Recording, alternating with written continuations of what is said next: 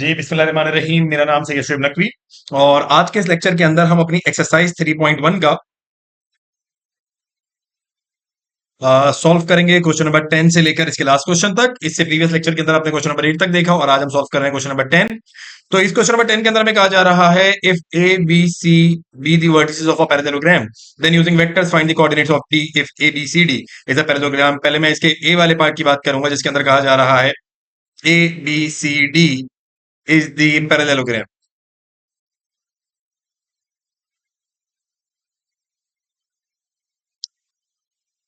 ABCD is the parallelogram.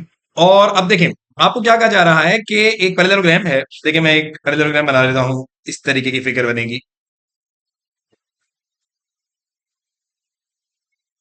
जिसमें A होगा 3, -5, B होगा 6, 0, D होगा, अच्छा डी तो हमने मालूम करना है क्योंकि ABCD है तो यहां मैंने C रख लिया। C हो गया 2, 4, ये सवाल में दिया हुआ था। और हमने बताना है डी क्योंकि हमें बोला गया है then using the vector find the point of D. तो डी मुझे बताना है तो मैंने लेट से कह दिया डी है x, y। तो बच्चों अब सवाल ये है कि कैसे मालूम करें। एक बात याद रखें, पैरेललोग्राम की two sides are parallel. Two sides are parallel. जैसे कि यहां पर कौन कौन पैरेलल है तो मैं ये बताऊं तो यहां पर ये BC और ये AD ये पैरेलल है तो मैं बोलूंगा AD is parallel to BC।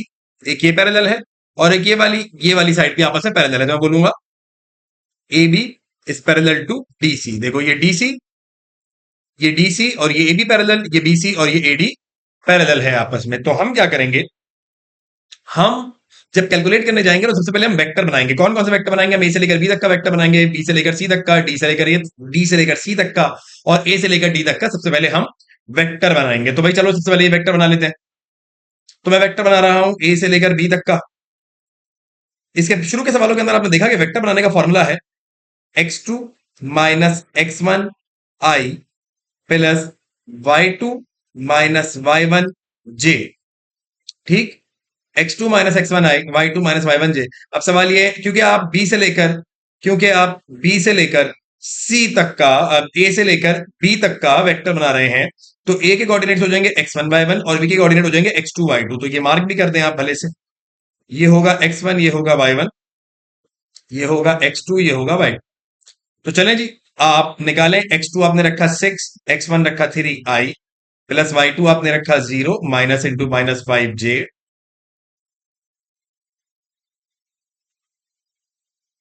6 minus 3 minus minus plus 5j। ये हो गया AB का वेक्टर। इसी तरीके से बच्चों BC का वेक्टर बनाओ। तो बेटा जब BC का वेक्टर बनाओगे तो इसको कह देना x1 और y1 और इसको कह देना x2 और y2। ये इसको कह देना। ठीक, फॉर्मूला वही है x2 minus x1 i plus y2 minus y1 j। Formula यही है। तो अब हम बोलेंगे भाई x2 क्या है? x2 है 2 माइनस x1 क्या है? x1 है 6 प्लस y2 क्या है? y2 है 4 और y1 क्या है? y1 है 0। तो B से लेकर C तक का वेक्टर बनेगा, यहां i आ जाएगा 7। 2 माइनस 6 माइनस का 4i और ये प्लस का 4j। ये B से लेकर C तक का वेक्टर बन गया। अच्छा फिर इसी तरीके से आगे के और वेक्टर बनाने हैं आपने। अच्छा मैं सेम डायरेक्शन में बना रहा हूं। जैसे मैंने AB का वेक्टर बनाया तो मैं DC का बना रहा हूं, मैंने BC का बनाया तो यहां से मैं AD का बनाऊंगा। इस तरीके से मैं 4 वेक्टर बना रहा हूं ताकि वो पैरेलल भी हो और सेम डायरेक्शन में भी आ जाए। वेक्टर है, डायरेक्शन मैटर करती है ना, तो सेम डायरेक्शन में रहे। तो मैंने निकाला है BC। अब BC से CD निकालने की बजाय मैं DC का वेक्टर बनाऊंगा। ठीक है जी, क्या बनाऊंगा? DC का वेक्टर। अब जब DC का वेक्टर बनाने जाऊंगा तो ये जो मैंने जिनको मैंने x2 और y2 बोला था, अब की बार क्या होगा इसको मैं थोड़ा सा लिख दूं। ये था 2, 4। ठीक है, सही से लिख दो। सी था 2, 4। तो कहानी ये है कि अगर आप डी से लेकर सी तक बना रहे हैं तो इसको आप बोलते हैं x1 y1 और इसको आप बोलते हैं x2 y।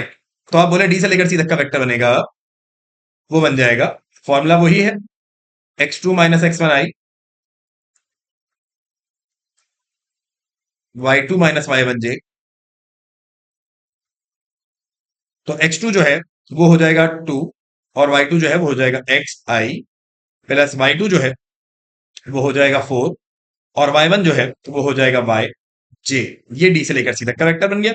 इसी तरीके से मुझे a से लेकर d तक का वेक्टर भी निकालना होगा। सबसे पहले मैं ये चार वेक्टर निकालना है। तो जब मैं a से लेकर d तक का वेक्टर निकालने जाऊंगा तो मैं बोलूंगा वही के फॉर्मूला तो वही है भाई, x2 माइनस x1 आई, y2 माइनस y1 जे। तो अब इसमें x1 y1 क्या होंगे? देखें, क्योंकि आप a से लेकर d तक का वेक्टर बना रहे हैं तो ये होगा x1 y1 और ये बन जाएगा x2 y2।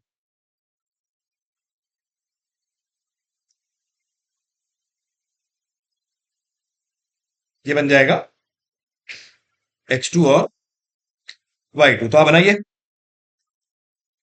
x2 है x, x1 है 3 i, प्लस y2 है y, माइनस ये है माइनस का 5 j।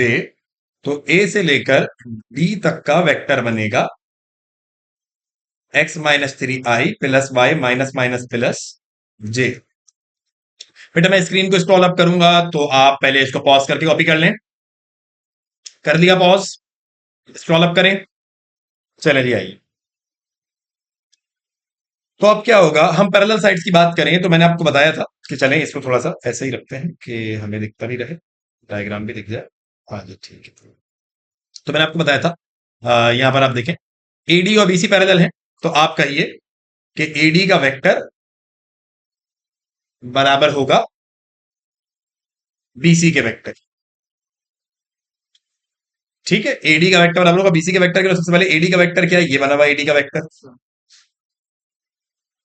X minus 3i plus y plus 5j is equal to BC का वेक्टर। अब देखिए बीसी का वेक्टर क्या है? बीसी का वेक्टर ये बना हुआ -4i प्लस 4j।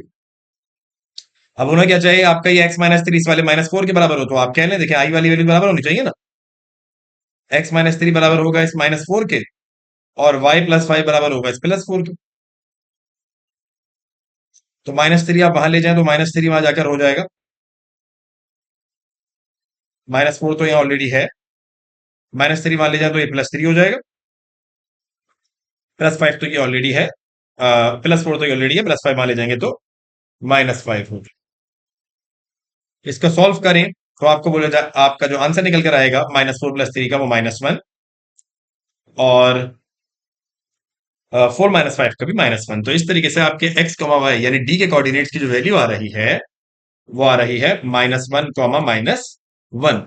होपफुली बच्चों आपको समझ में आया होगा। अच्छा मैं आपको क्या बताऊं, आप इसमें अगर सारे नहीं भी निकालते, कोई से भी दो वेक्टर बना लेते हैं, यानी कोई से भी दो पैरेलल साइड आप आपस में बना लेते हैं, तो उससे भी आपका काम बन जाएगा। आपको जैसे भी तो हमने चारों वेक्टर बनाए ना, तो चारों ना बनाए, कोई से भी दो जो आपस में पैरेलल है उनको बना ले, तब भी आपका काम हो जाएगा। जैसे यहाँ पर देखें तो हमने एडी और बीसी को बराबर रखा, तो ये हमें आंसर मिल गया। हमें जो हमारा ए बी और डीसी था उसको हमें बराबर नहीं रखना पड़ा, तो इसी से काम बन गया। अब चलें जी इसके नेक्स्ट पार्ट की तरफ बात करते हैं। तो देख लेते हैं इसका नेक्स्ट पार्ट क्या है। इसके नेक्स्ट पार्ट में कह रहे हैं ADBC is a parallel, is a parallelogram. ADBC is a parallelogram. Second part में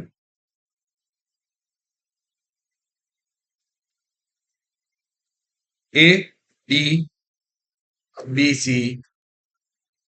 इज अ पैरेललोग्राम। तो मैं पैरेललोग्राम बना लेता हूं।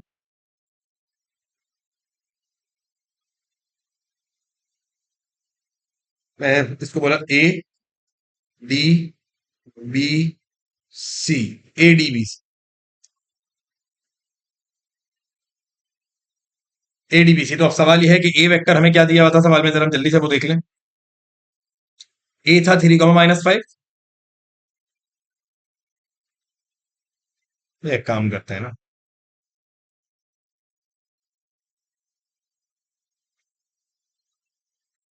ए था 3, -5, डी तो हमने मालूम करा था, डी को मैं यहां भी x, y कह देता हूं, और बी था 6, 0 तो उसको मैंने यहां भी 6, 0 कह दिया, और सी था 2, 4 तो उसको मैंने यहां भी 2, 4 ही कह दिया। और वापस हम आ जाते हैं उसी स्टेट में जिस स्टेट में हम थे।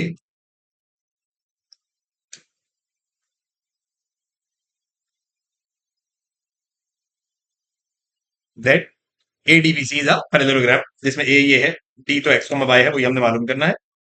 थोड़ा सा भाई से लिख लेते हैं इसको। अभी है 6,0 डी। तो मैं क्या करूंगा, मैं यहाँ पर अब चारों वेक्टर नहीं निकालूंगा, मैं निकालूंगा ए से लेकर डी तक का वेक्टर और सी से लेकर बी तक का वेक्टर, क्योंकि इसी से मुझे आंसर मिल जाएंगे। तो सबसे पहले मैं निकालता हूं ए से लेकर डी तक का वेक्टर। फॉर्मूला आपको पता है, ये आपका x2 y2 बन जाएगा, ये आपका x1 y1 बन जाएगा।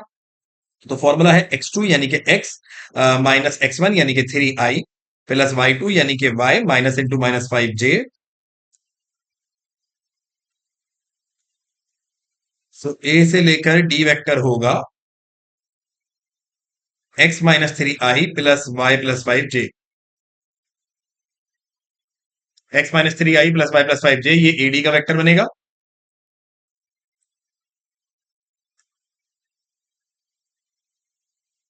और ऐसे ही बना लेते हैं हम किसका वेक्टर, यहां बना लू सीबी का वेक्टर। भाई सीबी का क्यों बना रहे, बीसी का बना ले, भाई डायरेक्शन सेम रखनी है। अगर ये एडी बनाया तो इसको भी सीबी बना लो, सेम आंसर मिल जाएगा। क्या होगा x2 माइनस, बेटा आप समझ रहे हो ना कि ये x1 y1 ये x2 y2, काफी दफा कर लिया। तो ये होगा 6,2i, 6,2 नहीं 6 minus 2i plus 0 minus 4j। तो सीबी का जो वेक्टर बनेगा वो बनेगा 4i माइनस 4j। तो क्योंकि एडी और सीबी पैरेलल हैं तो इनको आप बराबर रखें, यानी आप बोले x minus 3i plus y plus 5j is equal to 4i minus 4j, जिसके नजदीक आप x माइनस 3 को 4 के बराबर और y प्लस 5 को माइनस 4 के बराबर ले लें। तो इससे x की वैल्यू बनेगी 4 प्लस 3 और y की वैल्यू बनेगी -4 - 5, यानी कि y7 और सॉरी यानी कि x7 और y माइनस का 9, यानी कि डी पॉइंट के x कॉमा वाई की वैल्यू मिल गई 7 कॉमा -9। क्या समझ रहे हैं कि यहां पर क्या हुआ? होपफुली आपको समझ में आया होगा कि इसके अंदर आपको क्या पूछा गया था, वही पिछले वाले पार्ट के जिस तरीके का ही है बिल्कुल। अब पिछले वाले पार्ट में हमने चारों वेक्टर निकाले थे, चारों नहीं निकाले, बस दो निकाले, वो पैरेलल थे उनको सेम रखा, और सेम रखने के बाद हमने उनको बराबर ले लिया, बराबर लिया, सॉल्व किया, तो आंसर कुछ हमारे पास इस तरीके का बनके आ गया। होपफुली आपको समझ में आया होगा। इसके तीसरे पार्ट पे चलें। अब जो है इसको पॉज करके कॉपी कर लें, हम चलते हैं इसे तीसरे पार्ट की तरफ। चलें जी, अब इसका जो तीसरा पार्ट है हमारे पास वो है एबीडीसी इज अ पैरेललोग्राम। तो हमने एबीडीसी का पैरेललोग्राम बना लिया। अब अगर आप यहां पर देखें तो आपके पास पैरेलल साइड है ए से लेकर बी और सी से लेकर डी, ए से लेकर बी और सी से लेकर डी। तो आप जरा इन दो के वेक्टर बनाएं। सबसे पहले वेक्टर बनाएं ए से लेकर बी तक का। कैसे बनाएंगे, तो सवाल है कि भाई ये x1 y1 ये x2 y2 लिख के भी दिखा देता हूं, ये x1 y1 ये x2 y2। तो जब आप ए से लेकर बी तक का वेक्टर बनाएंगे तो आप बनाएंगे x2 minus x1i plus y2 - y1j। तो इस तरह ए से लेकर बी तक का वेक्टर बनेगा, 6 - 3 हो जाएगा 3i minus minus plus 5j। ठीक है जी, ए से लेकर बी तक का वेक्टर बन गया। ऐसे ही आप बनाइए डी से लेकर सी से लेकर डी तक का वेक्टर। कैसे बनाइए, डी से लेकर सी तक का वेक्टर, तो जब ये बनाने जाएंगे सी से लेकर डी तक का वेक्टर, तो इसमें ये x1 y1 ये x2 y2, तो ये हो जाएगा सी से लेकर डी तक का वेक्टर। फॉर्मूला बनेगा x2 minus x1i plus y2 minus y1j। हो जाएगा x minus 2i y minus 4j। तो आप क्या करेंगे, क्योंकि ये दोनों पैरेलल हैं, तो आप ए बी वेक्टर को बराबर ले लें सी डी वेक्टर के। तो ए बी वेक्टर है 3i plus 5j is equals to x minus 2i plus y minus 4j। तो आप क्या करेंगे, आप 3 को बराबर देंगे x माइनस 2 के और 5 को बराबर देंगे y माइनस 4 के। ठीक है, तो होगा क्या, अब आप ये देख लें।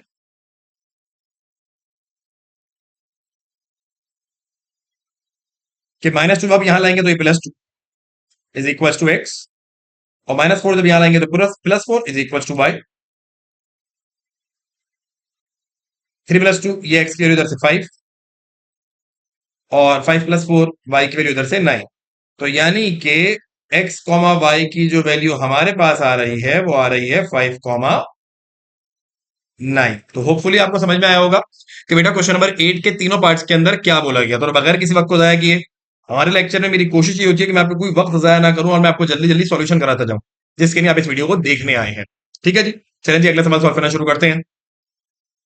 चलें जी, तो अब हमारे पास इसी एक्सरसाइज का क्वेश्चन नंबर 11, क्वेश्चन नंबर 10 भी हमने सॉल्व किया। क्वेश्चन नंबर 11 में क्या कह रहे हैं, given that A is a point 1,3 and A B and AD are 4,1 and 4 1 2 3। इसका मतलब क्या होता है बेटा, ये जो इस तरीके की रिप्रेजेंटेशन है, ये वाली जो इस तरीके की रिप्रेजेंटेशन है 4 1 और 2 3, एक्चुअली वेक्टर की रिप्रेजेंटेशन है। 4 1 और 2 3 एक्चुअली में किसकी रिप्रेजेंटेशन है, वेक्टर की रिप्रेजेंटेशन है। तो हम बोलेंगे कि ए से लेकर बी का जो वेक्टर है वो ये 4 1 है। 4 1 का मतलब है 4i + 1j, ये है बात, समझ रहे हैं। ये 4 1 का मतलब क्या है, 4i + 1j। और इसी तरीके से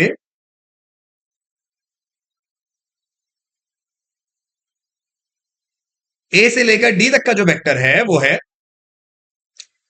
2i + 3j।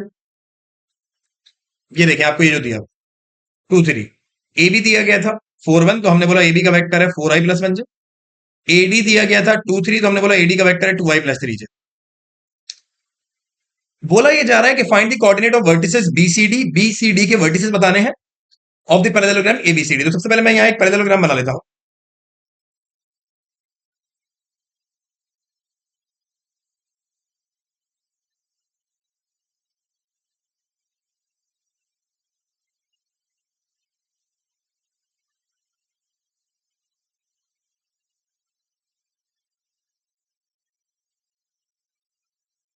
ए बी सी और डी। अब मुझे ए के कोऑर्डिनेट्स तो दे दिए गए थे 1,3। बी के कोऑर्डिनेट्स मुझे नहीं पता, तो लेट्स से बी के कोऑर्डिनेट्स को मैं कह देता हूं। चलो मैं एक एक करके बात करता हूं। सबसे पहले ए से लेकर बी तक के वर्टिसेस क्या है, ए से लेकर बी तक का वेक्टर क्या है, ये देखो ये दिया हुआ ना, ए से लेकर बी तक का वेक्टर 4i + 1j। और लेट्स से मैंने कह दिया इसको एक्स वाई। सी के कोऑर्डिनेट्स को मैंने कह दिया पी क्यू, और डी के कोऑर्डिनेट्स को मैंने कह दिया ई एफ। लेट्स से कुछ ना कुछ नाम देना था। डी के कोऑर्डिनेट्स को ई एफ नाम दे दिया, सी के कोऑर्डिनेट्स को पी क्यू नाम दे दिया, बी के कोऑर्डिनेट्स को एक्स वाई नाम दे दिया। तो यही वर्टिसेस हमने मालूम करने हैं, यानी एक्स वाई की वैल्यू, पी क्यू की वैल्यू और ई एफ की वैल्यू। अच्छा, ए से लेकर डी तक का वेक्टर भी दिया हुआ है, वो क्या है 2i + 3j। ये है 2i + 3j और ये है 4i + 1j। अब देखो, अगर मुझे, बच्चों बात को समझना, देखो अगर मुझे ए से लेकर बी तक का वेक्टर बनाना हो, ये ए और ये बी, अगर मुझे ए से लेकर बी तक का वेक्टर बनाना हो तो आप बोलेंगे सर ये हमारा x1 है, ये हमारा y1 है, ये हमारा x2 है, ये हमारा y2 है। तो फॉर्मूला होता है x2 - x1i plus y2 - y1j।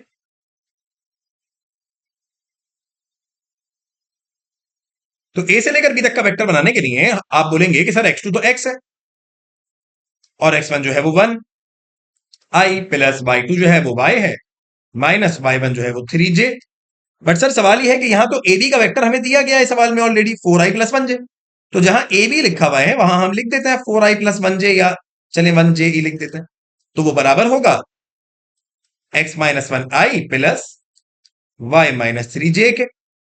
तो इस तरह x वाली वैल्यू को आप बराबर ले लें, x वाली वैल्यू नहीं, i वाली वैल्यूज को आप बराबर ले लें, यानी 4 को बराबर ले लें।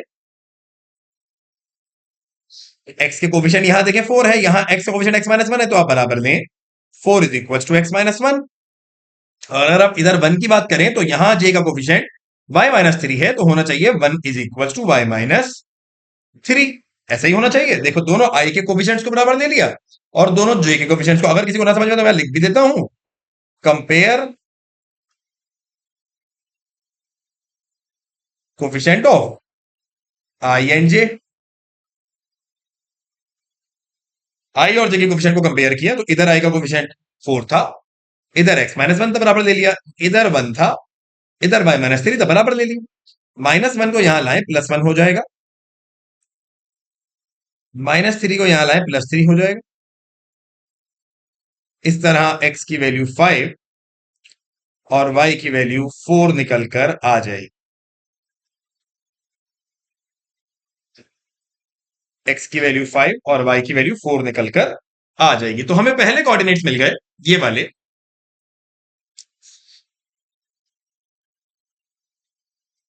5,4 बी के कोऑर्डिनेट्स। चले जी, बहुत जबरदस्त। अब बी के कोऑर्डिनेट्स मिल गया तो अब किसके कोऑर्डिनेट्स निकालते हैं? लेट्स से मैं पहले सी के कोऑर्डिनेट्स निकालता हूं। यानी मुझे बी के कोऑर्डिनेट्स मिल गए ना, तो मैं चलो बी के कोऑर्डिनेट्स मिल गए हैं तो मैं इसके थ्रू तो एक्चुअली में सी के कोऑर्डिनेट्स नहीं निकाल सकता क्योंकि मेरे पास बीसी का वेक्टर नहीं है। मैं जरा पहले डी के जो है वो कोऑर्डिनेट्स निकाल लेता हूँ क्योंकि डी का वेक्टर है मेरे पास में।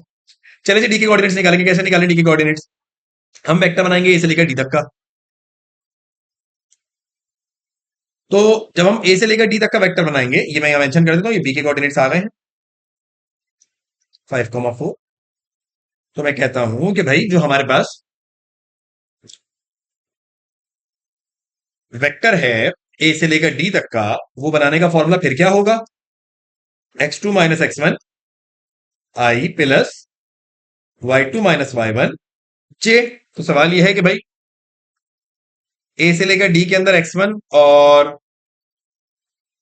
अब ये देखिए, अगर आप इस डायग्राम को गौर करें तो ए है x1 y1 और x2 y2 है e कॉमा एफ। तो जब आप फॉर्मूला खोलेंगे तो फॉर्मूला खुलेगा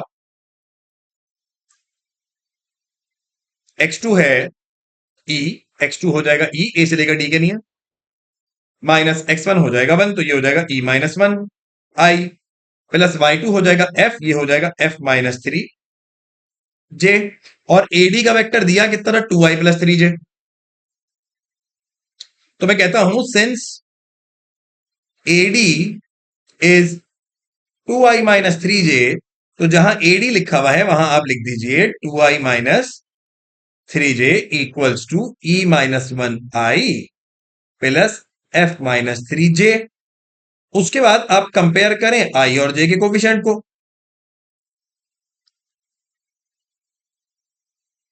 कंपेयर करें आई और जे के कोफिशिएंट को तो आप देखेंगे कि 2 बराबर होगा e माइनस 1 के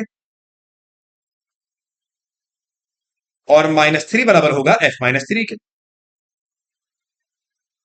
आई और जे के कोफिशिएंट कंपेयर कर लिए ना हमने।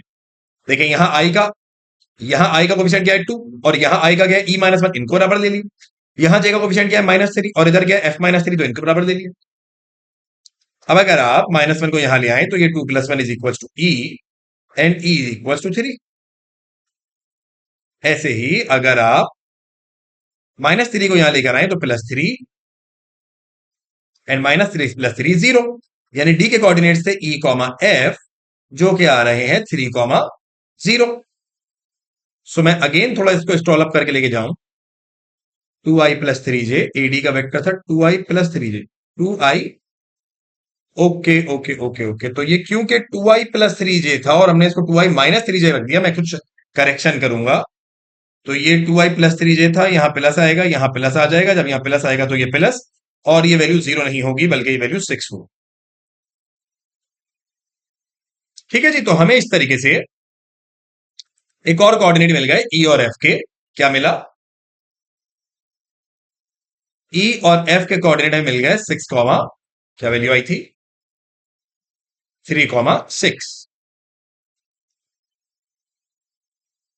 ठीक है जी, बहुत जबरदस्त। अब सिर्फ कौन रह गया? सी के कोऑर्डिनेट्स पी कॉमा क्यू। अब सिर्फ क्योंकि सी के कोऑर्डिनेट्स रह गए तो अब सी के कोऑर्डिनेट्स कैसे निकालें? भाई हमें ये पता है कि जो ए से लेकर डी तक का वेक्टर होगा, ये देखें, जो ए से लेकर डी तक का वेक्टर होगा वही बी से लेकर सी तक का वेक्टर होगा क्योंकि ये दोनों आपस में पैरेलल है। तो मैं बी से लेकर सी तक का वेक्टर बनाता हूं जरा सबसे पहले।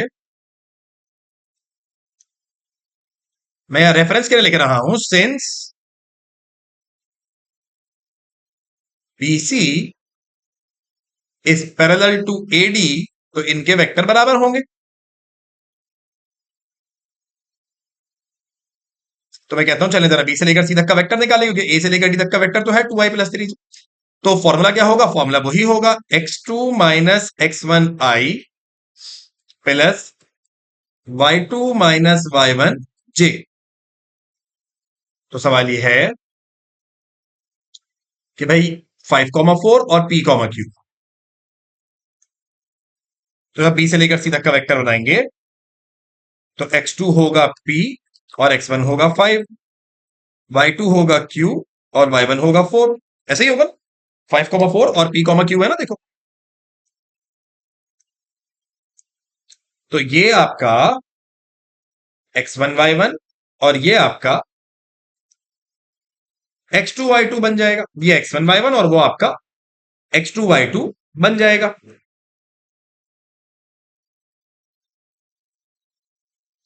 तो बी से लेकर सी तक का वेक्टर आप बनाइए जरा। तो आप बोलेंगे ये आ रहा है p-5i प्लस q-4j, बट क्योंकि ये बी से लेकर सी तक का वेक्टर बराबर है ए से लेकर डी तक के वेक्टर के, तो ए से लेकर डी तक का वेक्टर तो सवाल में दिया हुआ था, ये देखो यहां भी लिखा था 2i+3j। तो एडी वेक्टर के बजाय तो मैं नीचे भी क्या लिखने लगा हूं, 2i+3j। तो एडी वेक्टर के बजाय मैंने लिख दिया 2i+3j, और बीसी वेक्टर के बजाय मैंने लिख दिया p-5i q-4j। तो इस तरह आप p-5 को बराबर ले लें 2 के और q-4 को बराबर ले लें 3 के। ये आ जाएगा 2+5, ये आ जाएगा 3+4। तो p की वैल्यू भी 7 और q की वैल्यू भी 7, यानी c के कोऑर्डिनेट्स आ गए 7,7। तो अगर मैं सारे कोऑर्डिनेट्स लिखूं तो मेरे पास c के कोऑर्डिनेट्स आए 7,7। ये सबसे पहले आप इसको स्क्रीनशॉट लेना चाहें तो ले लें, मैं ताकि पेज सॉल्व करूं। d के कोऑर्डिनेट्स आए 3,6, और एक और हमसे b के कोऑर्डिनेट्स पूछे थे, वो आए 5,4।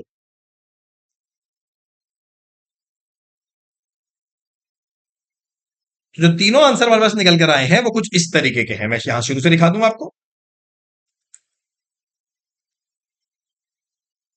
यहां सवाल स्टार्ट हुआ, पहले हमने बी की वैल्यू निकाली,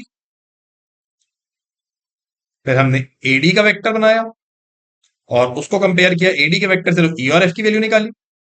फिर ई और एफ की वैल्यू निकालने के लिए हमने 3,6 आ गई। फिर हमने बीसी को एडी से कंपेयर किया क्योंकि वो दोनों पैरेलल थे, और बीसी को एडी के बराबर रख के हमने जब सॉल्यूशन बनाया तो सी की वैल्यू आई 7,7, जिससे हमारा जो फाइनल आंसर बना वो बना 5,4, 3,6 एंड 7,7। होपफुली बच्चों आपको समझ में आया होगा कि ऐसे क्वेश्चन नंबर 11 के अंदर क्या हुआ। अब हम चल रहे हैं ऐसे क्वेश्चन नंबर 13 की तरफ। 12 को हम सॉल्व नहीं करेंगे, हम करेंगे क्वेश्चन नंबर 13, 14 और 15 को सॉल्व। ठीक है जी। तो चलें जी, अब हमसे क्वेश्चन नंबर 13 के अंदर कहा जा रहा है, given that the point 1,1, 5,4, 8,9 and 0,3 represents position vector of A, B, C and D respectively. Show that ABCD is a trapezium. सबसे पहले तो अगर किसी को ये नहीं पता कि ट्रेपेजियम क्या होता है तो समझ लीजिए कि ट्रेपेजियम एक ऐसी फिगर होती है जिसकी दो साइड्स आपस में पैरेलल और दो साइड्स आपस में नॉन पैरेलल होती हैं। दो साइड्स आपस में पैरेलल और दो साइड्स आपस में नॉन पैरेलल होती है। लेट्स से मैं अगर एक ऐसी फिगर बनाता हूं,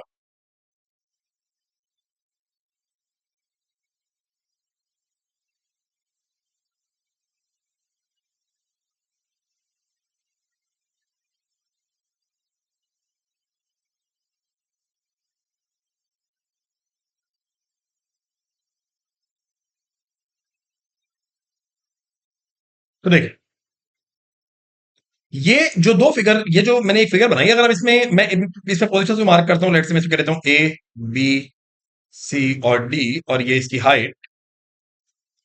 तो अगर आप यहां देखें तो इसकी ये ए बी और ये डीसी साइड पैरेलल, जबकि ये एडी और बीसी साइड नॉन पैरेलल है। तो इस फिगर को हम ट्रेपेजियम कह सकते हैं। क्यों ट्रेपेजियम है? क्योंकि ट्रेपेजियम के अंदर कंडीशन ये है कि उसके दो साइड पैरेलल और दो साइड नॉन पैरेलल होती है। अब हमें प्रूव क्या है कि प्रूफ करो, शो दैट का मतलब प्रूफ करो कि एबीसीडी इज अ ट्रेपेजियम। तो सवाल यह है कि प्रूफ कैसे करेंगे? तो प्रूफ करने के लिए लॉजिक ये है कि अगर ये दो साइड पैरेलल हैं, यानी ए बी और डीसी, तो इनका वेक्टर सेम आना चाहिए। तो इनका वेक्टर कैसा आना चाहिए? पैरेलल साइड्स के वेक्टर सेम होते हैं, तो सेम आना चाहिए। तो हम चेक कर लेंगे इसको। अब देखिए मैंने जो ए बी सी डी की प्लेसमेंट की है, मुझे ये सवाल में कहीं लिखकर नहीं बताया गया कि ए बी सी डी की जो प्लेसमेंट है वो ऐसे ही होनी है। हो सकता है सवाल के नजदीक ए यहाँ हो, बी यहाँ हो, सी यहाँ हो, डी यहाँ, मुझे नहीं पता, बस मैंने प्लेस कर दिया। तो मैं एक्चुअली में ये कहने की बजाय कि ए बी और सी डी बराबर होंगे, बोलूंगा इसमें से कोई से दो वेक्टर आपस में पैरेलल होंगे। देखिए मुझे सवाल में कहीं ये तो नहीं बोला था कि ए को यहीं रखो, मैंने तो खुद से रखा है। मुझे ये भी नहीं पता भाई बी को भी यहीं रखो, तो मैं क्या करूंगा, मैं चारों वेक्टर निकालूंगा और अगर कोई से दो वेक्टर बराबर आए तो मैं बोलूंगा कि ये फिगर ट्रेपेजियम है। ठीक, चारों बराबर नहीं आने चाहिए तो फिर तो स्क्वायर हो जाएगा, कोई से दो बराबर आने चाहिए। चलिए जी करना शुरू करते हैं।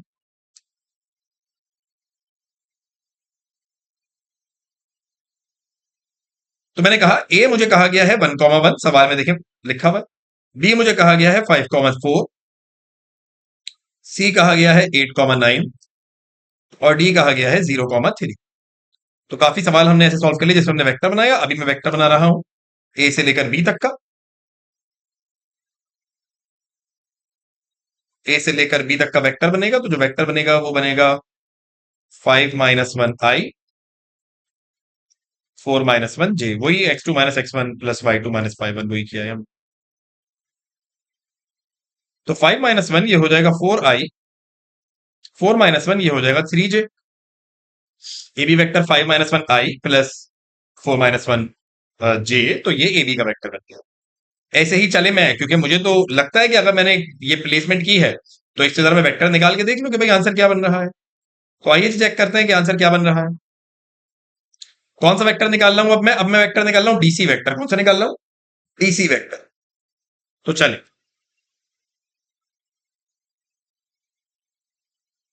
तो डीसी वेक्टर निकालने जाएंगे तो डी के कोऑर्डिनेट्स x1 y1 और सी के कोऑर्डिनेट x2 y2 बन जाएंगे। तो फॉर्मूला लगेगा कि 8 - 0i प्लस 9 - 3j, ये हो जाएगा 8i, 9 - 3 8j। तो अगर आप ये देखें तो सॉरी 9 - 3 6j, यही होगा। 9 - 3 6j, 8 - 0 8i। अब अगर आप यहां देखें तो आप बोलेंगे सर ये 4i प्लस 3j तो बराबर नहीं आया और ये 8i प्लस 6j भी बराबर नहीं है, मतलब ये दोनों तो अलग अलग है। तो जवाब उसका यह है कि अगर आप ऐसा देखें कि मैं इनमें से 2 कॉमन लूं तो अंदर बचेगा 4i प्लस 3j। 2 4 जा 8 और 2 3 जा 6। अब अगर भी इस 4i प्लस 3j और इसको देखें तो ये दोनों सेम है। देखिए अगर दो लाइंस आपस में पैरेलल हो तो हो सकता है कि एक का मैग्नीट्यूड थोड़ा ज्यादा, एक का मैग्नीट्यूड थोड़ा ज्यादा हो, एक का मैग्नीट्यूड थोड़ा कम हो।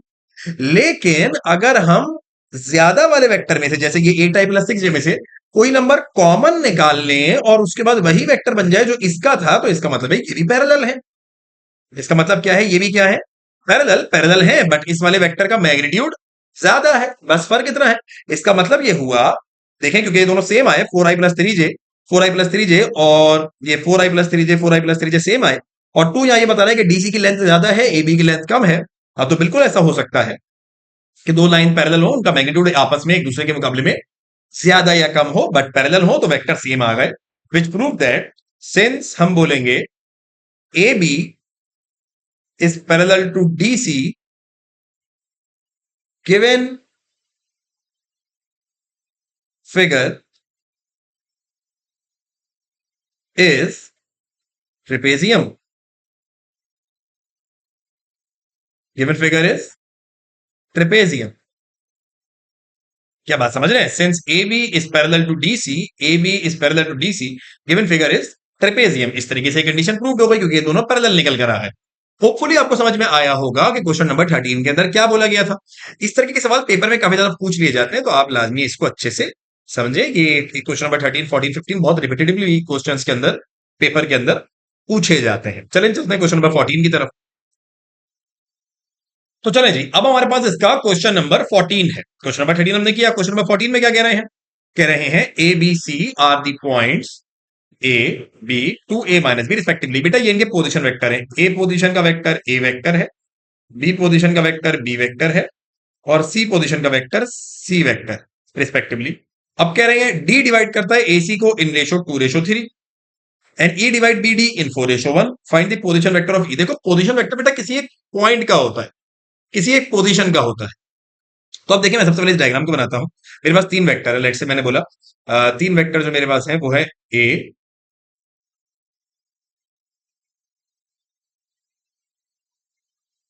और ये बी। सबसे पहले मैंने ए का पॉइंट बनाया और ए का पोजीशन वेक्टर मेरे पास ए ही है।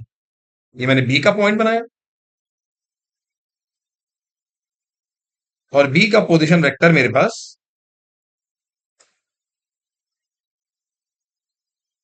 बी ही है। और मुझे कहा गया डी डिवाइड कर रहा है एसी को, तो मैंने यहां पॉइंट सी बनाया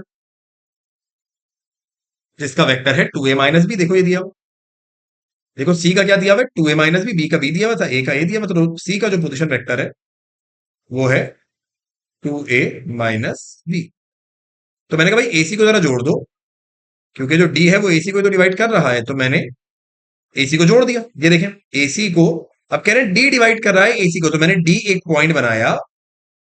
मैंने बोला कि ये एसी को डिवाइड कर रहा है 2:3 के अंदर, ठीक। And E divide B D, और फिर मैंने बीडी को जोड़ा आपस में, और जो ई है यहां पर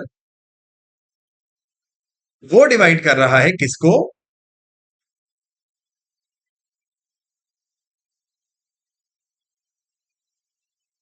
ई है यहां पर, वो डिवाइड कर रहा है बीडी को, बीडी को, ओके, बीडी को डिवाइड कर रहा है 4:1 के अंदर। किसमें डिवाइड कर रहा है, 4:1 में। Find the position vector of E, find the position vector of E. मैं इस डायग्राम को कुछ और बेहतर तरीके से बना लूं या ऐसे भी समझ में आ रही है। देखें सबसे पहले मैंने ए से लेकर बी तक का वेक्टर बनाया, फिर मैंने एक ए से लेकर सी तक का वेक्टर बनाया, ठीक है जी। तो यह एक काम करते हैं, चले रुक जाए, चलेंगी। मैंने इस डायग्राम को कुछ और बेहतर तरीके से बनाया ताकि आपके समझ में आए कि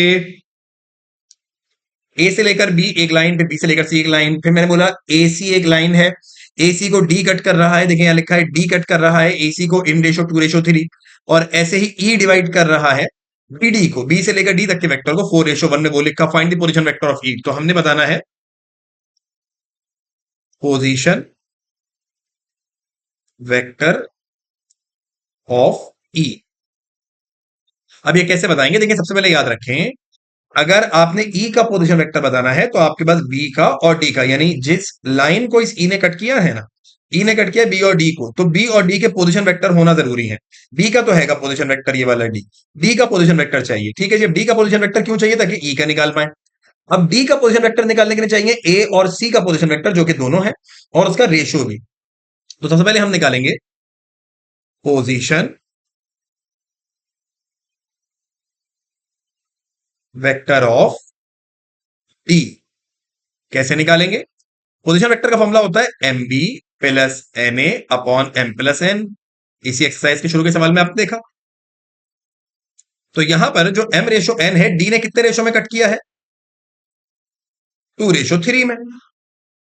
तो एम और एन हो जाएंगे 2:3, और बी और ए, बी और ए क्या होंगे भाई, डी वेक्टर किनके बीच में बना हुआ है, ए और सी के।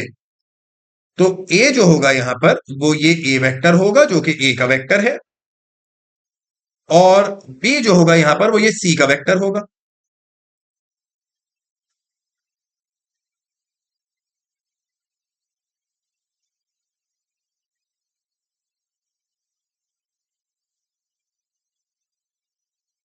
ये देख रहे हैं, बी जो है वो है 2a - बी।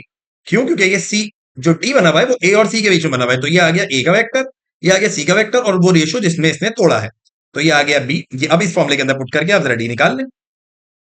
तो आप बोलेंगे D is equal to m, m है 2 इंटू बी, बी है 2a - B plus N, N है 3 इंटू ए अपॉन एम प्लस एन, यानी 2+3।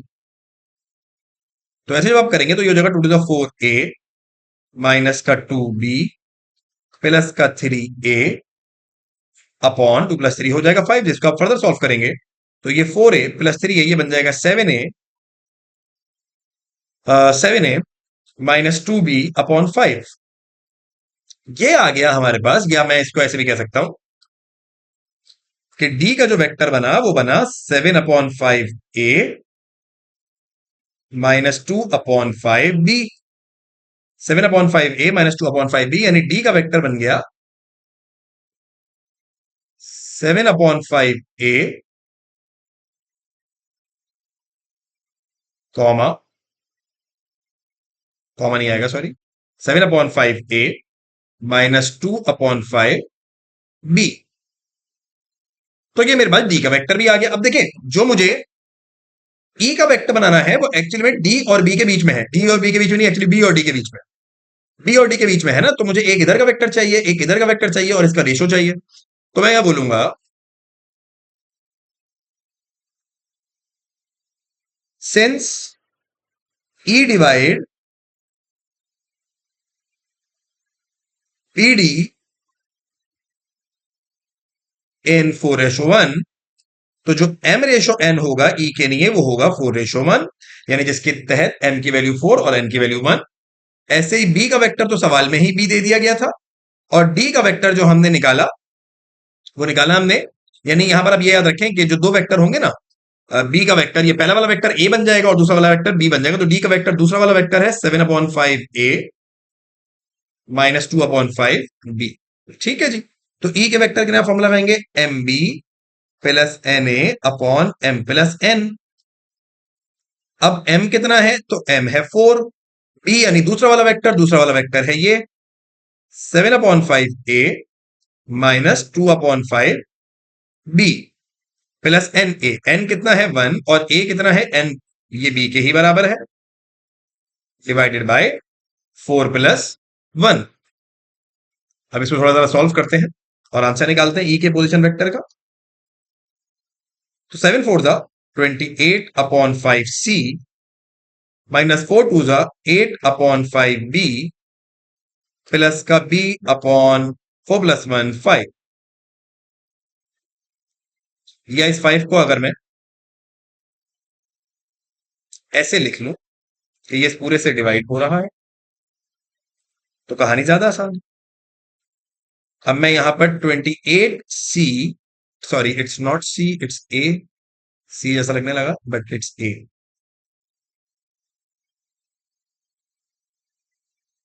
अपॉन 5 माइनस, यहां इसका एलसीएम लेंगे तो ये हो जाएगा -8 + 5b अपॉन 5। डिवाइड में 5 लिखा हुआ है, इसको मल्टीप्लाई में करेंगे 1/5 बन जाएगा।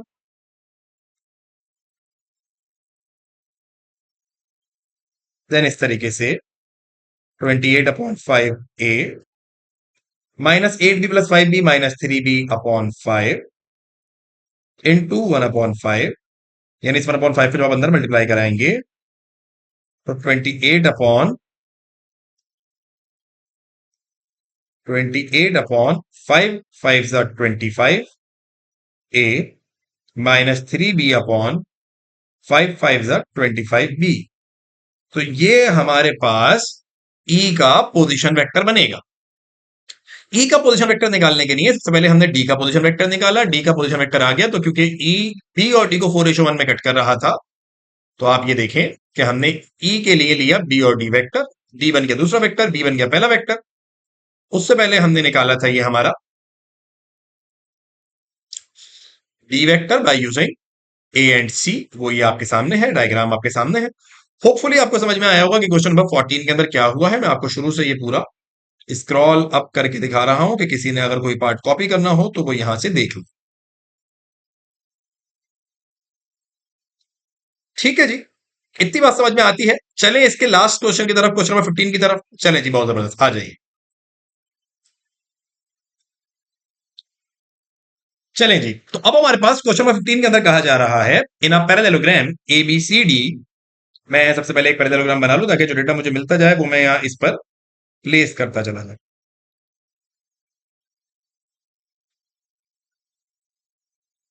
इन a parallelogram A B C D, ये आ गया ए, ये आ गया बी, ये आ गया सी, ये आ गया डी। फॉर आर इज, क्योंकि मुझे इस सवाल में कहीं पोजीशन वेक्टर नहीं दिए हुए, तो मैं एक चीज यहां कह रहा हूं, let the position vectors of A B C and D are A B C and D respectively. उसके बाद मैं सवाल में आगे कुछ भी करूंगा। सवाल कह रहा है in a parallelogram ABCD X is the mid point of AB. AB का जो मिड पॉइंट है वो एक्स है। ठीक है जी, एबी का जो मिड पॉइंट है वो क्या है?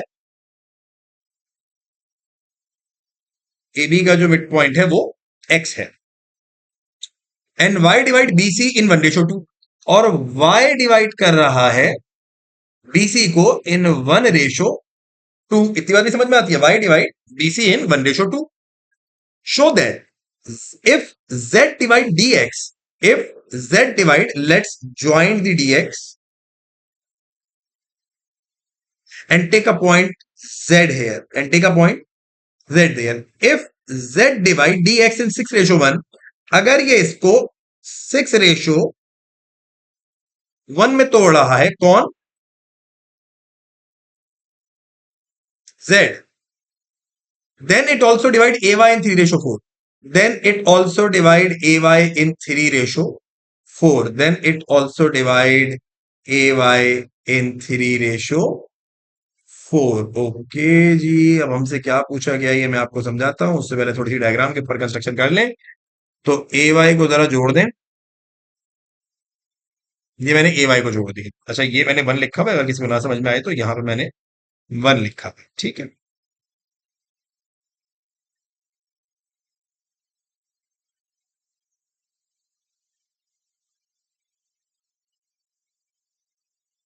ये जो सेंटर पॉइंट है इसका नाम है जेड। क्या नाम है? जेड। मुझे बोला गया कि डीएक्स को ये जेड तोड़ता है 6:1 में, तो यही जेड ए वाई को तोड़ेगा कितने रेशो के अंदर?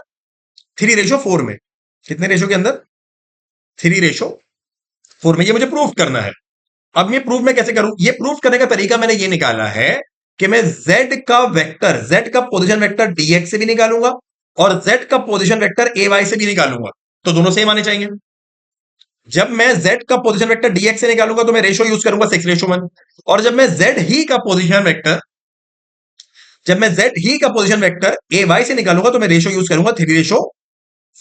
लेकिन पोजीशन वेक्टर का दोनों का सेम आना चाहिए, क्योंकि ये पॉइंट सेम बताया गया है कि यही z dx को 6:1 में और यही z dx को a:y में तोड़ रहा है, सॉरी 3:4 में तोड़ रहा है।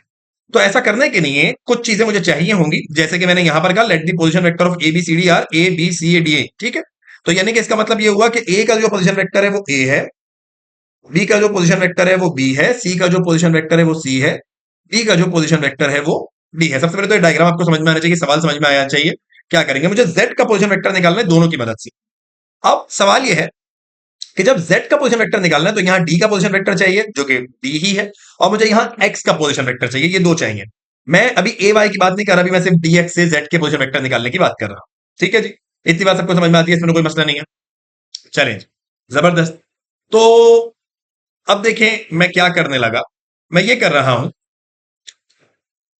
कि मैं सबसे पहले x का पोजीशन वेक्टर निकाल रहा हूं। अब आपको अगर आप सवाल पढ़ें तो in a parallelogram ABCD x is the mid point of AB, x ab का मिड पॉइंट है। अगर x ab का मिड पॉइंट होगा, मैं बोलूंगा सिंस x इज द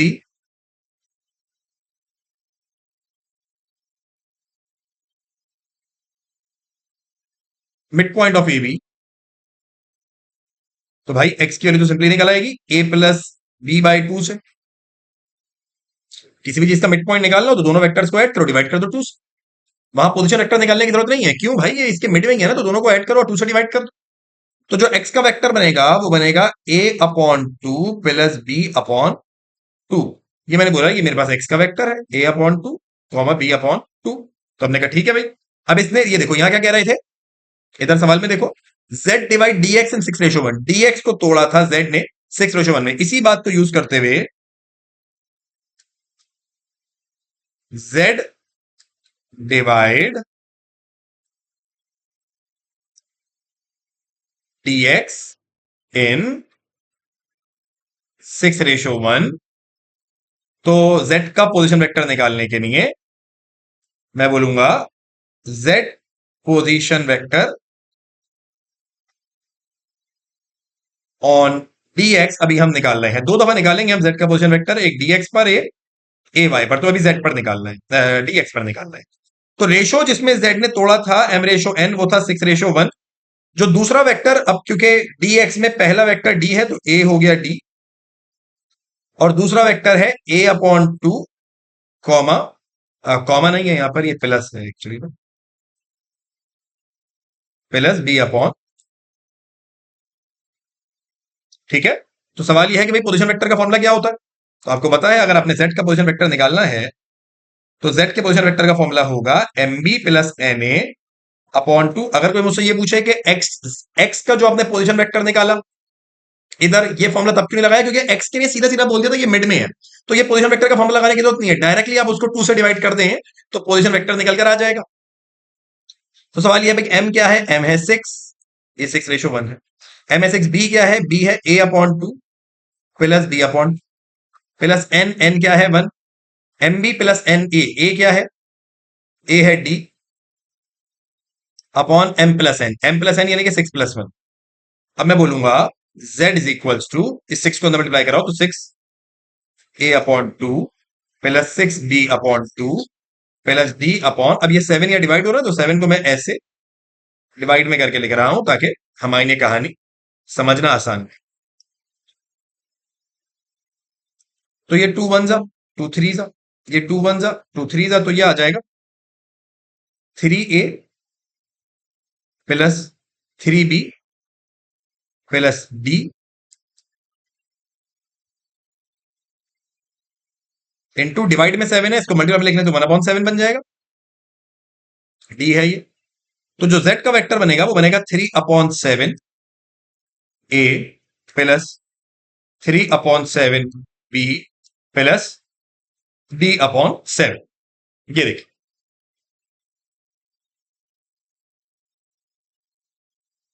ये z का पोजीशन वेक्टर बन गया dx की लाइन पर, 3/7 ए प्लस 3/7 बी और प्लस का डी, ये मेरे पास पोजीशन वेक्टर बन गया dx पर। ऐसे ही मुझे z का पोजीशन वेक्टर निकालना है ay पर, दो जगह निकालना था z का पोजीशन वेक्टर। एक z का पोजीशन वेक्टर निकालना था हमें dx पर, वो हमने निकाल ली। अब निकालेंगे ay पर, तो ay पर जब पोजीशन वेक्टर निकालने जाएंगे तो सबसे पहले y का पोजीशन वेक्टर चाहिए। भाई a का तो है, y का वेक्टर है क्या हमारे पास, नहीं y का वेक्टर नहीं है, तो सबसे पहले y का वेक्टर निकालें। आ जाए जरा, मैं बोलूंगा पोजीशन वेक्टर ऑफ y,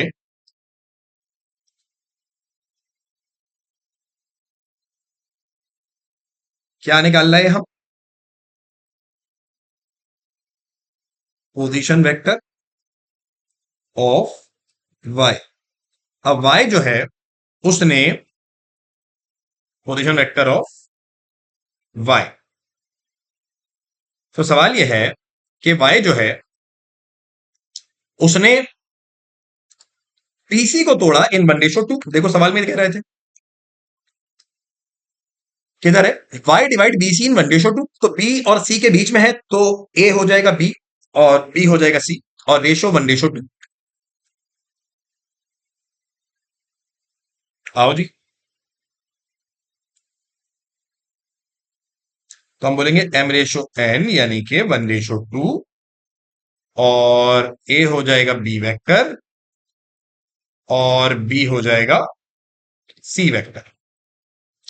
तो फॉर्मूला लगाएंगे आप y के पोजीशन वेक्टर का, तो वो निकल कर आएगा m B plus N a upon M plus n equals to m is 1 and b is c plus n is 2 and a is b divided by m is 1, b is c, n is 2, mb plus na is b divided by 1 plus 2, यानी value would be c plus 2b upon 1 plus 2 कितना हो जाएगा 3, 1 plus 2 यहां पर हो जाएगा हमारे पास 3 के बराबर, तो मैं एलसीएम ब्रेक कर दूं, y is equals to c upon 3 plus 2 upon 3b। तो ये मेरे पास c upon 3 और 2 upon 3b, ये आ गया c upon 3 और 2 upon 3b, ये इसका पोजीशन वेक्टर है प्लस। अब ये आ गया। अब देखें a का भी पोजीशन वेक्टर है, y का भी है और इनका रेशियो भी है, तो हमें बोला गया था z ने, हमें बोला गया था कि it also divide A Y in 3:4। ठीक है, तो ए वाई यानी रेशो हो गया 3:4 रेशो तो हो गया। देखो ये निकाला था एक जेड वेक्टर यूजिंग डीएक्स, अब निकालेंगे Z vector using A Y.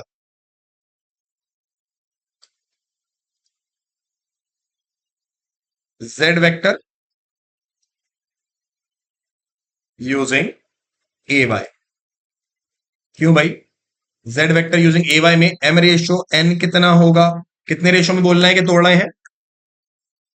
Diagram में देख ले, 3:4 में। तो ये आ जाएगा 3:4। और ए वाई के अंदर ए वेक्टर होगा ए का, जो कि ए ही है, और बी वेक्टर होगा वाई का, जो कि आया है C/3 + 2/3 बी। ठीक है जी। तो अब आप जरा फॉर्मूला लगाएं। तो जब फॉर्मूला लगाएंगे तो फॉर्मूला कैसे लगेगा? जेड वेक्टर का फॉर्मूला होगा MB + NA/M+N। तो आप बोलेंगे M इज 3, B यानी कि दूसरा वेक्टर है आपके पास, ये इसको मिटा दें, C/3 + 2/3 B + NA, N is 4 and A vector is A upon M+N यानी 3 + 4 7 हो जाएगा। Then Z is equals to 3C/3 plus 3 into 2B/3 plus 4A, and this complete value divided by this 3 plus 7, 3 plus 4 यानी कि 7. If you proceed further, then we will get 3 से 3 cancel, 6, 3 से 3 cancel, 2B plus 4A, and this divide sign would be changed into 1/7. Then Z would be equals to C/7. But सवाल यह है कि इस वक्त हमारे पास चलिए मैं 7 को तो मल्टीप्लाई करा दूंगा, मुझे उसमें कोई मसला नहीं है, लेकिन यहां पर जो Z का वेक्टर बना था वो बना था 3/7 प्लस 3 अपॉन, देखिए यहां पर जो Z का वेक्टर बना था वो बना था 3/7 A, 3/7 B और D/7। यानी आप देखें तो जो वेरिएबल यहां पर है वो है A, B और D, और जो वेरिएबल यहां पर है वो है A, B और C। तो यहां C नहीं होना चाहिए, यहां पर भी D होना चाहिए। अब कैसे लाएं ये D भाई? क्योंकि मुझे तो इनको सेम बनाना है, मैं प्रूफ कैसे करूं कि Z ही उसको 3:4 में तोड़ रहा है और Z ही उसको 6:1 में तोड़ रहा था? तो ये प्रूफ करने के लिए मैं सिंपली क्या करूंगा, मैं यहां पर एक लॉजिक यूज करूंगा। वो लॉजिक आप यहां से उठा के लाएंगे अपने डायग्राम से ही। अगर आप टाइम में डायग्राम में देखें तो आपको बोला गया था कि ये पैरेललोग्राम है, और पैरेललोग्राम के अंदर ये ए बी और ये डी सी बराबर होंगे। मैंने आपको बोला था ना पैरेलल साइड के वेक्टर सेम होता है, तो ए बी का वेक्टर और डीसी का वेक्टर सेम होगा। तो यहां पर याद रखें, अगर आप ए बी का वेक्टर निकालते हैं तो ए बी का वेक्टर निकल कर आएगा, बी वेक्टर में से ए वेक्टर को माइनस कर दें, यानी बी वेक्टर माइनस ए वेक्टर, ये बन गया ए से लेकर बी तक का वेक्टर। ए से लेकर बी तक का वेक्टर कैसे बनेगा? बी वेक्टर में से ए वेक्टर को माइनस कर दें। और ऐसे ही डी से लेकर सी तक का वेक्टर कैसे बनेगा? सी वेक्टर को डी से माइनस कर दें। क्या कर दें? सी वेक्टर को डी से माइनस कर दें। ये बड़ी आसानी से वेक्टर बनाने के तरीके। ए से लेकर बी तक का वेक्टर बनाना है तो बी में से ए को माइनस कर दिया, बी का वेक्टर था बी, ए का वेक्टर था ए, माइनस करके बी माइनस ए लिख दिया। डी में से सी को, मतलब डी से सी तक का वेक्टर बनाना था तो डी में सी में से डी को माइनस कर दें। तो इसके लिए सी का वेक्टर उठाया, डी का वेक्टर उठाया और दोनों को उठा के कर दिया माइनस। अब क्योंकि मैं आगे की जो बात है वो मैं आगे चल के ही करता हूं, B minus A C minus D तो बन गया।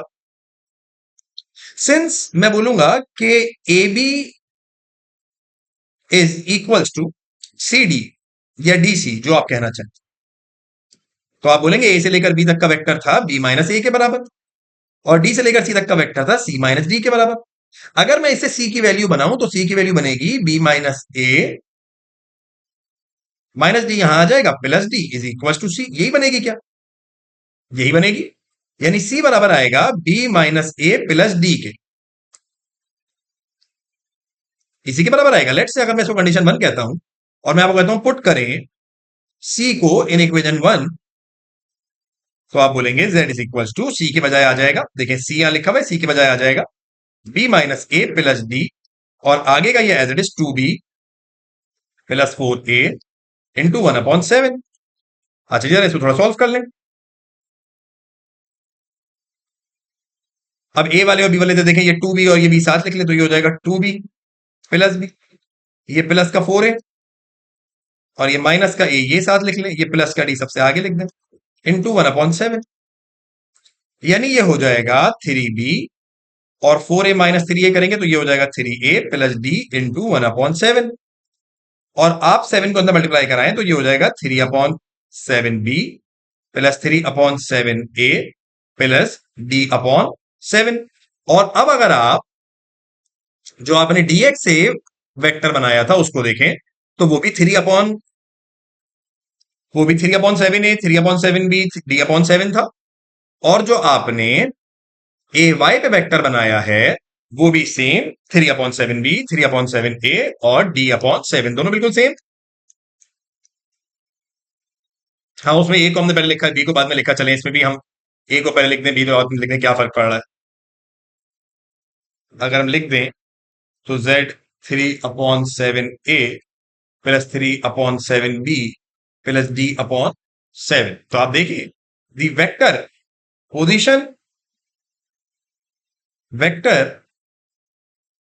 of z by dx and by ay is same, which proved that z cuts ay in 3/4, जो सवाल में हमें प्रूफ करने को कहा था। तो बेटा ये आंसर निकल कर आ गया। अब मैं आपको इसको एक दफा शुरू से दिखा रहा हूं ताकि अगर आपने स्क्रीनशॉट वगैरह लेने हो कॉपी करने के लिए तो वह आसानी से ले लें। यहां से हमारी कहानी स्टार्ट हुई थी। पहले एक्स का मिड पॉइंट निकाला, एक्स का वेक्टर बना। जब एक्स का वेक्टर बन गया तो जेड का पोजीशन वेक्टर पहले डीएक्स से निकाला। फिर जब ए वाई से निकालने गए तो ए वाई का पोजीशन वेक्टर नहीं था तो पहले ए वाई का पोजीशन वेक्टर निकाला, वो आ गया c/3, 2/3b। फिर z का वेक्टर निकाला यूजिंग ए वाई से निकाला तो उसमें c आ रहा था। c को हटाने के लिए हमने दो पैरेलल वेक्टर्स को बराबर लिया, c की वैल्यू पुट करी, सॉल्व किया तो पता चला वो दोनों सेम आ रहे हैं, जिसके तहत हमारी ये कंडीशन भी प्रूव हो गई। ये पेपर के लिए बहुत इंपॉर्टेंट सवाल है।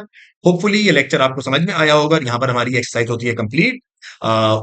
यकीनन ये लेक्चर आपके लिए बहुत ज्यादा हेल्पफुल रहेगा, चाहे आप अपने एग्जाम से करीब इसको देख रहे हो, अभी लर्निंग के साथ साथ सिलेबस के साथ साथ देख रहे हो। अगर जो हजरात हमारे सिलेबस के साथ साथ देख रहे हैं तो उनके लिए बहुत अच्छा है, सिलेबस उनका साथ साथ चलता रहेगा। चलें जी, thank you so much for your time. अल्लाह हाफिज।